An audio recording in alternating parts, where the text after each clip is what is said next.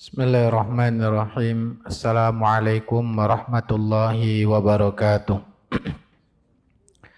Alhamdulillahi rabbil alamin. Wassalatu wassalamu ala ashrafil mursalin Sayyidina wa nabiyyina Muhammadin wa ala alihi wa ashabihi wa man tabi'ahum bi ihsanin ila yaumiddin wa ba'd.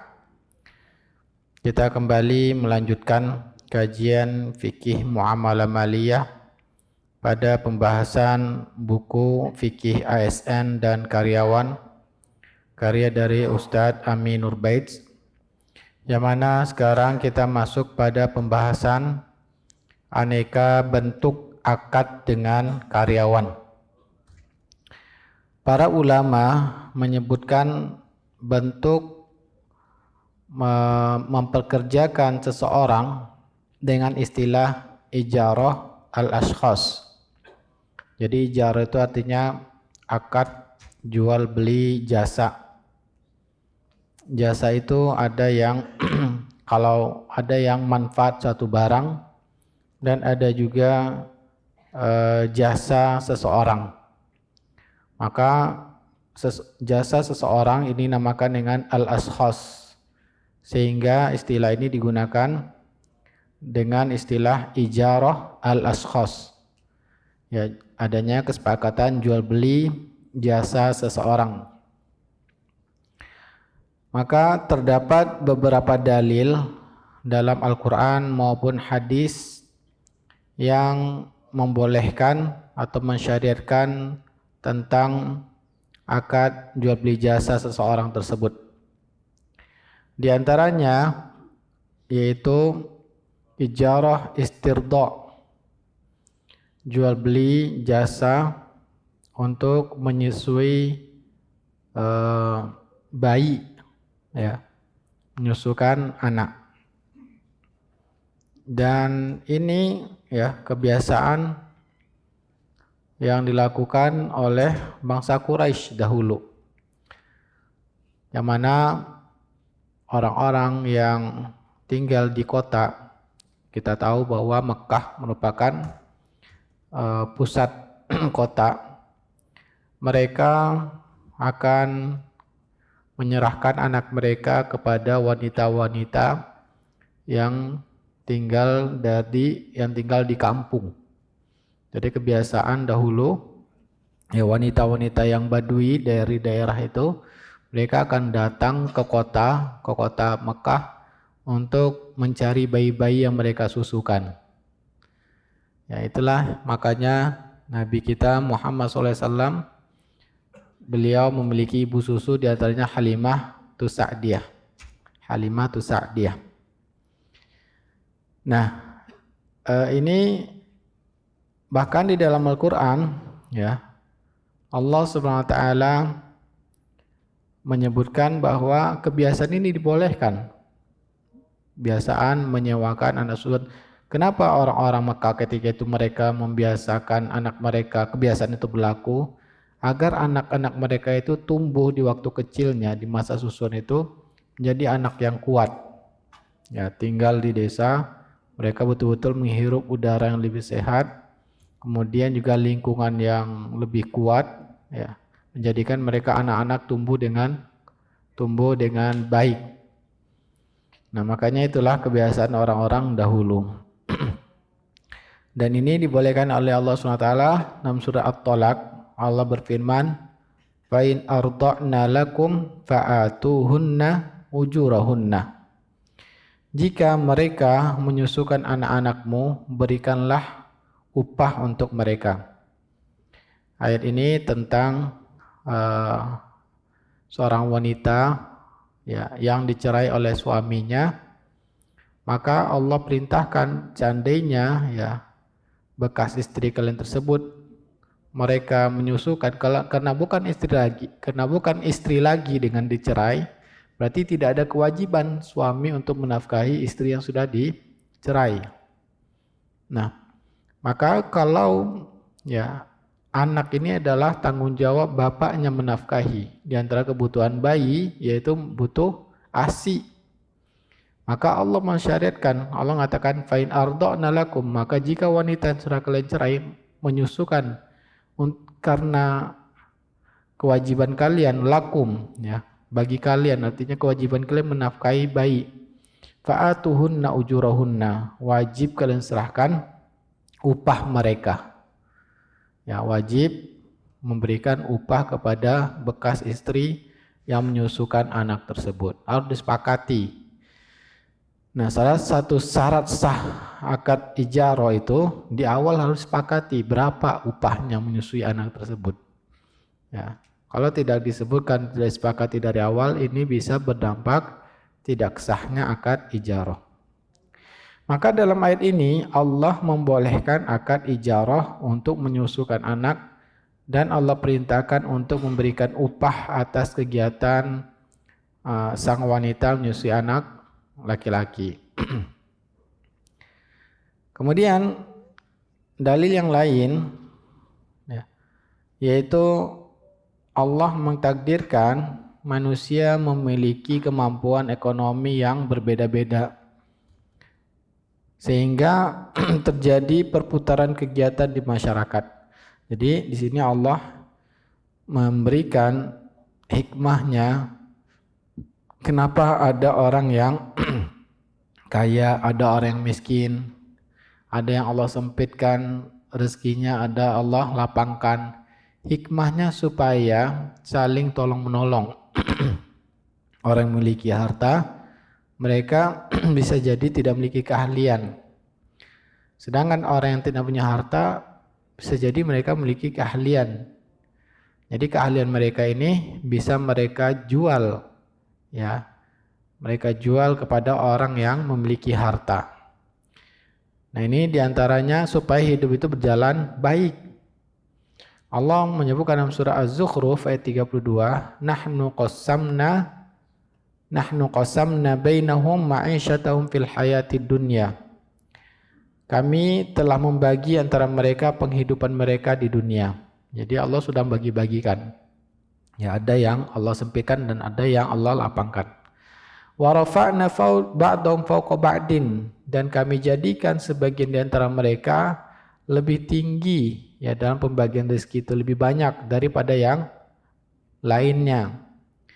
Hikmahnya apa? Allah mengatakan liyattakhidza ba'duhum ba'dan sukhriya, agar sebagian mereka dapat mempergunakan sebagian yang lain, ya, bisa memanfaatkan sebagian yang lain.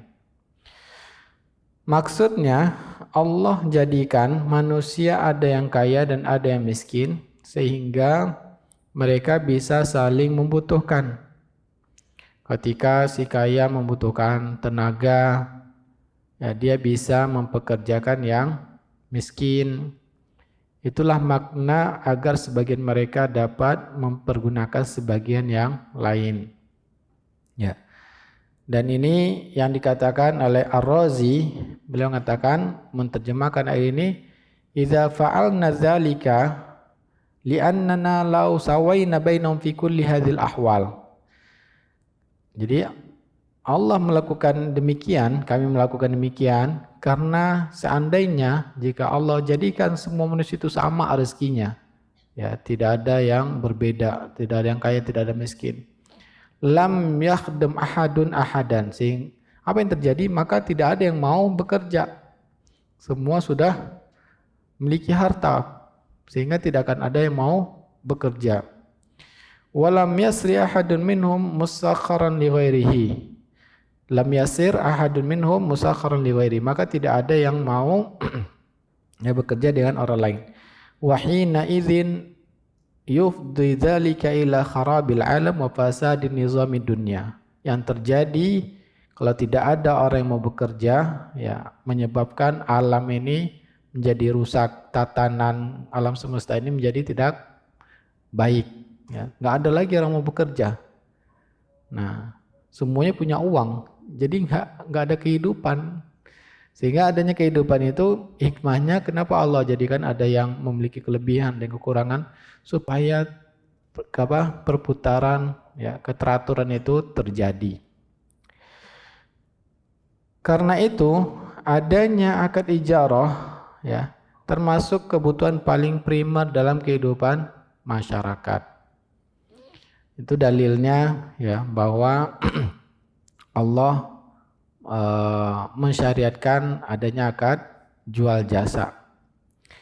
Kemudian dalil yang ketiga yaitu kisah tentang Nabi Musa yang menjual jasanya kepada mertuanya supaya bisa menikahi anak dari salah seorang Syekhul Madian. Ya. Allah menceritakan tentang Syekh Madian yang menawarkan kepada Nabi Musa untuk bekerja di tempatnya. Yang mana Allah abadikan di dalam surat Al-Qasas ayat 27 sampai 28. Allah berfirman, "Qala inni uridu an unkihaka ihdabnatayya hataini ala an ta'jurani thamaniya hijaj." Maka orang tua Syekhul Madian tadi dia berkata kepada Nabi Musa, "Saya ingin menikahi engkau dengan salah satu dari dua putriku ini, ya. Tapi dengan perjanjian maharnya engkau bekerja selama 8 tahun. Ya, selama 8 tahun.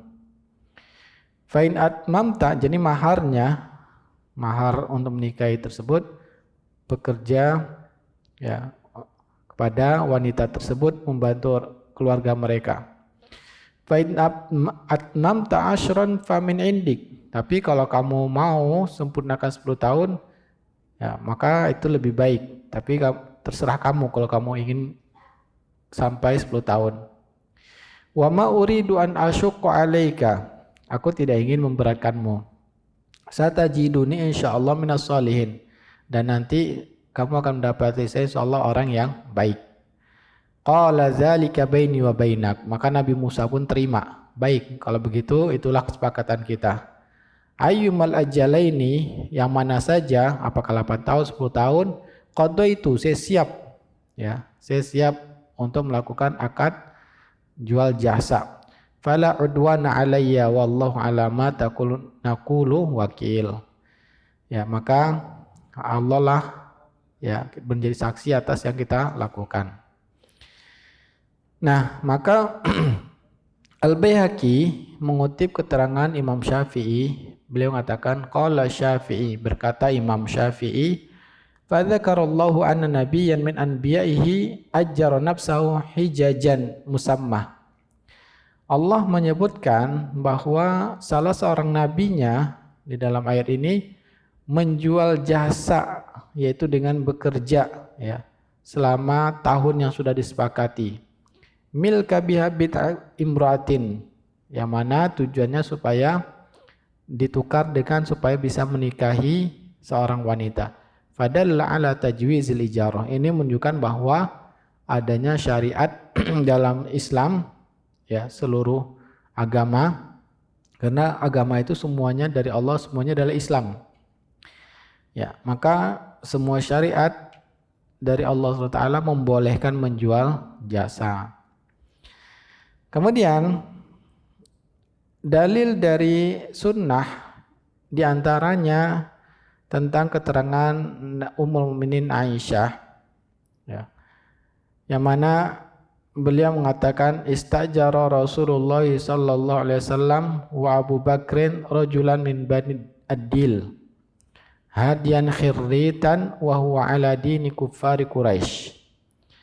Yang mana Nabi SAW diceritakan oleh Mukmin Aisyah dan Abu Bakar, mereka ketika hijrah, mereka mengupah seorang laki-laki dari Bani Ad-Dil, yang mana seorang laki-laki ini beliau hadian khirritan, seorang yang ahli dalam penunjuk jalan ya. Wa huwa ala dini kuffar, padahal dia masih ya kafir Quraisy. Ya, dia termasuk orang-orang kafir dari bangsa Quraisy.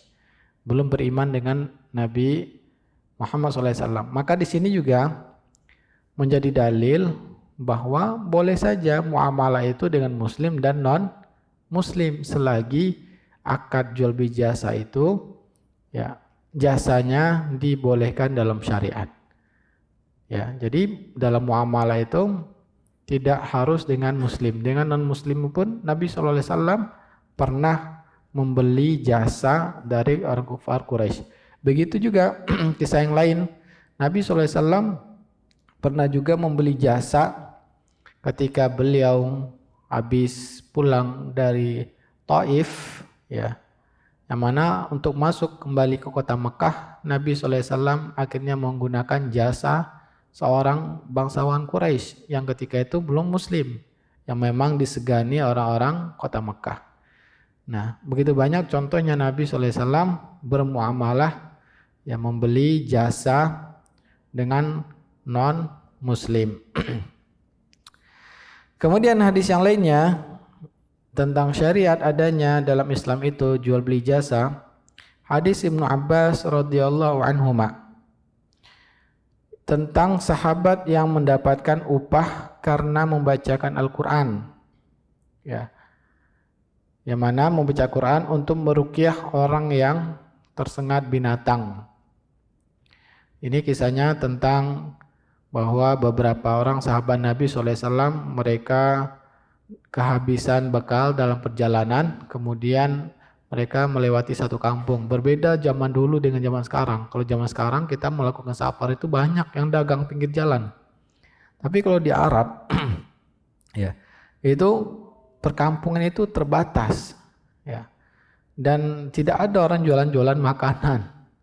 Sehingga apa yang dilakukan mereka ketika itu? Makanya bangsa Arab itu mereka betul-betul menghargai setiap pendatang. Jadi bangsa Arab itu terkenal mereka ikramud daif, memuliakan tamu, itu kebiasaan sebelum Islam datang. Akhirnya dalam Islam Allah jadikan itu syariat yang baik. Allah perintahkan seorang muslim memuliakan tamu. Ya. Dan itu sudah menjadi kebiasaan baik ketika itu. Orang-orang ketika itu apabila ada orang yang datang dari luar, mereka akan menjamu sebagai tamu selama 3 hari. Ya. Nah, suatu ketika sahabat Nabi ini kehabisan bekal, mereka minta dijamu sebagai tamu. Ternyata nggak mau mereka. Mereka tidak mau menjamu sebagai tamu. Dan akhirnya mereka bercerita ternyata pemimpin mereka terkena racun binatang, ya, sakit. Maka salah seorang sahabat mengatakan, ya, saya akan mengobati. Maka diobati dengan bacakan Al-Fatihah. Ya, karena memang Al-Quran itu merupakan obat. Ya, merupakan obat. Jadi dengan baca Quran itu merupakan obat bagi kita. Tapi yang paling penting adalah bagaimana ya keyakinan kita terhadap Allah Subhanahu wa taala. Yang mana Al-Quran itu sudah Allah jelaskan bahwa merupakan sebagai obat. Kalau kita yakin bacanya dan meminta kepada Allah SWT, pasti Allah berikan sembuh. Bagaimana keyakinan para sahabat? Ya, dia dengan bacakan Al-Fatihah yakin pasti akan disembuhkan. Dan ternyata dibacakan Al-Fatihah langsung sembuh. Bagaimana? Sebetulnya, ya, kenapa demikian para sahabat? Karena ketakwaan mereka dengan Allah. Dekatnya mereka dengan Allah, berbaik sangka dengan Allah.